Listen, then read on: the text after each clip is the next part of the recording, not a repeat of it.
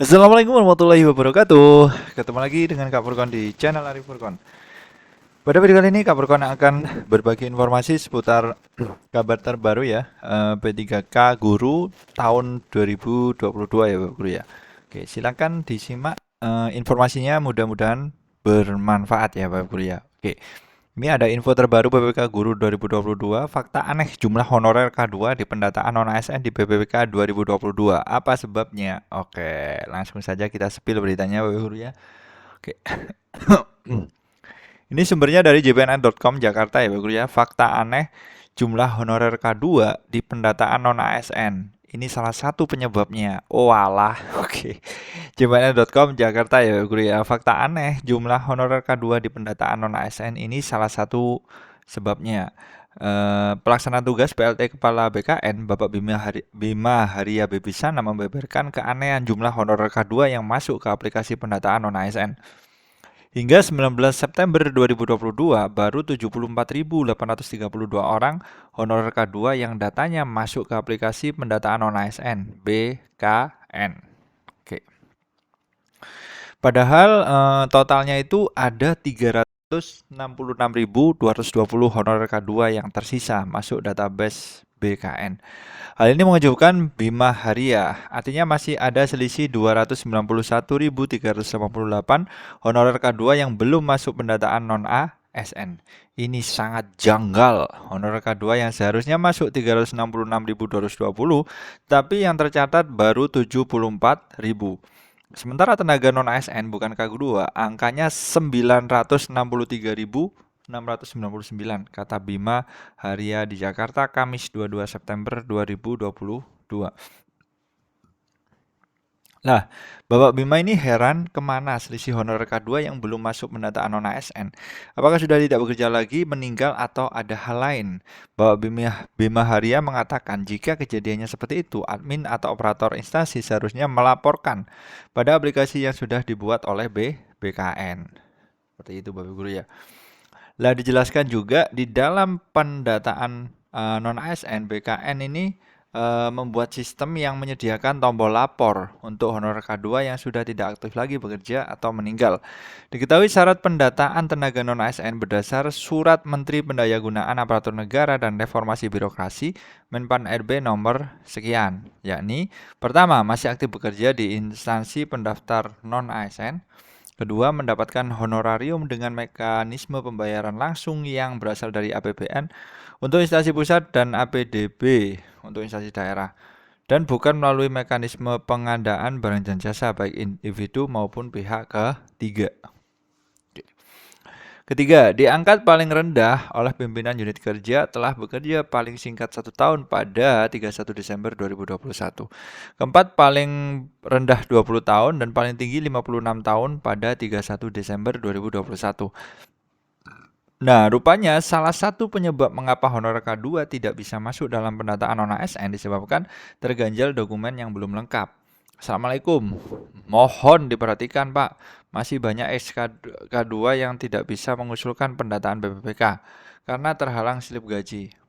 Tulis Refat Jabin dalam kolom komentar kanal Kemenpan RB di YouTube berjudul Duduk Bersama DPD RI. Menteri Bapak Azwar Anas ini menyampaikan komitmen penataan tenaga non-ASN hingga tuntas. Oke. Tayangan rapat Menpan RB, Bapak Azwar Anas dengan Komite 1 Dewan Perwakilan Daerah DPD RI di Jakarta Senin 12 September itu disertai penjelasan bahwa Kementerian Pan RB terus melakukan koordinasi dan kolaborasi dengan stakeholder terkait agar proses penyelesaian tenaga non-ASN minim ganjalan. Bapak Azwar Anas menegaskan juga komitmennya untuk menyelesaikan penataan tenaga non-ASN. Mantan Bupati Banyuwangi ini menganalogikan bahwa aturan yang dibuat ketat seperti pagar yang tinggi hanya akan membuat pelaksana kebijakan mencari celah agar bisa melompatinya. Oke, keren. Dalam kolom komentar muncul kalimat-kalimat harapan atau aspirasi terkait penyelesaian masalah honorer yang sudah berlarut-larut ini. Semoga tenaga teknis juga dipikirkan Pak Menteri, jangan hanya guru saja yang diutamakan. Administrasi guru semua yang mengerjakan operator sekolah atau tenaga administrasi, tulis Febri tanpa menyebut apakah dirinya berstatus honorer tenaga administrasi. Ya. minta seleksi BPK 3 kali dalam 1 tahun. Waduh. Selain itu ada juga yang meminta pemerintah menggelar seleksi pegawai pemerintah dengan perjanjian kerja 3 kali dalam 1 tahun. Tes BPK para honorer seharusnya 1 tahun 3 kali dan kuotanya sesuai dengan telah dipetakan tiap provinsi, kabupaten, kota, serta pusat. Demikian Saifuddin Yusuf menulis 1 kolom komentar. Ada juga mengaitkan Menpan RB Bapak Azwar Anas yang juga memimpikan nasib masyarakat yang ingin menjadi ASN lewat jalur pelamar umum. Oke, Pak Azwar Anas, mohon pelamar umum juga memiliki prioritas yang sama Pak untuk menjadi ASN dan bersaing melalui tes. Kami juga ingin menjadi ASN Pak. Yasi 2022 menulis curhatan itu. Oke, siap-siap. Oke. Tapi sebenarnya Bapak Guru ini pendataan itu, jadi pendataan itu ndak semua di ASN kan ya Bapak Guru ya. Jadi sudah ada aturannya dan itu sudah sesuai berdasarkan rakor kemarin.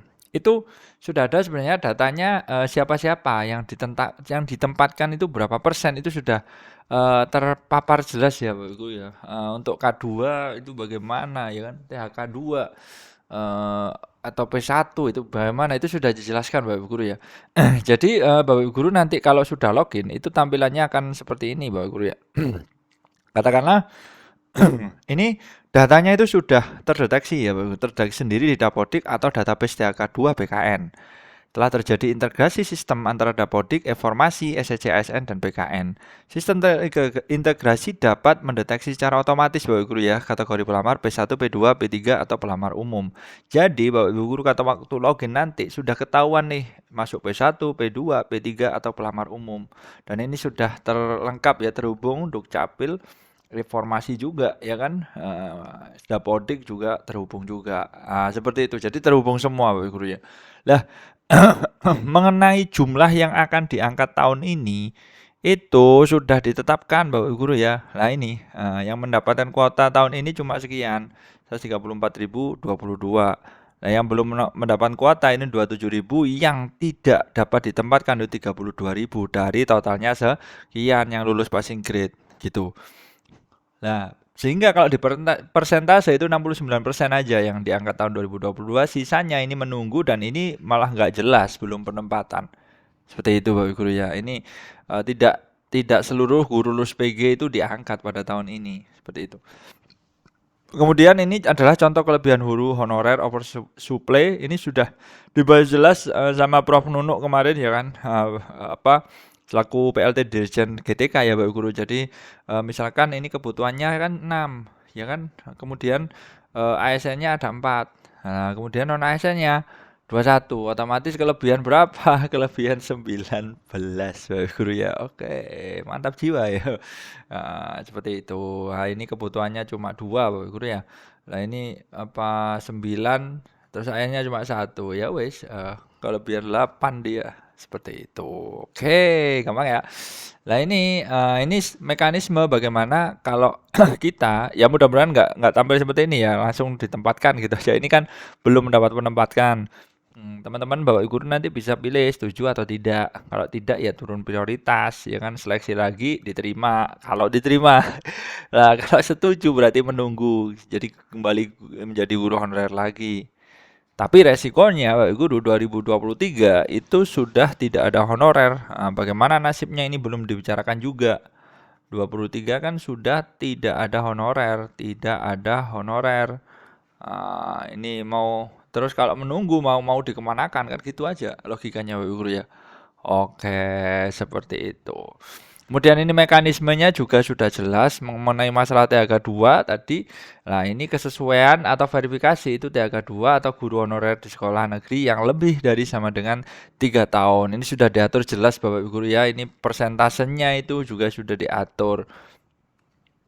Nah, ini Bapak Guru ya, ini yang kesesuaian ya, ada latar belakang, kompetensi 40% dan kinerja 60%. Yang nilai siapa aja sudah dibahas juga ya kan, kepala sekolah, guru senior, pengawas sekolah yang ditugaskan. Oke, seperti itu saja ya info dari Kak Furkon pada kesempatan kali ini. Semoga memberikan manfaat bagi Bapak Ibu guru yang sudah menonton ya, dan tetap diberikan kelancaran dalam seleksi BPK Guru tahun 2022 ini. Amin amin ya rabbal alamin. Sekian info dari Kak Furkon. Ditunggu info-info selanjutnya ya dari Kak Furkon. Insya Allah update setiap hari. Salam semangat terus dari Kak Furkon. Wassalamualaikum warahmatullahi wabarakatuh.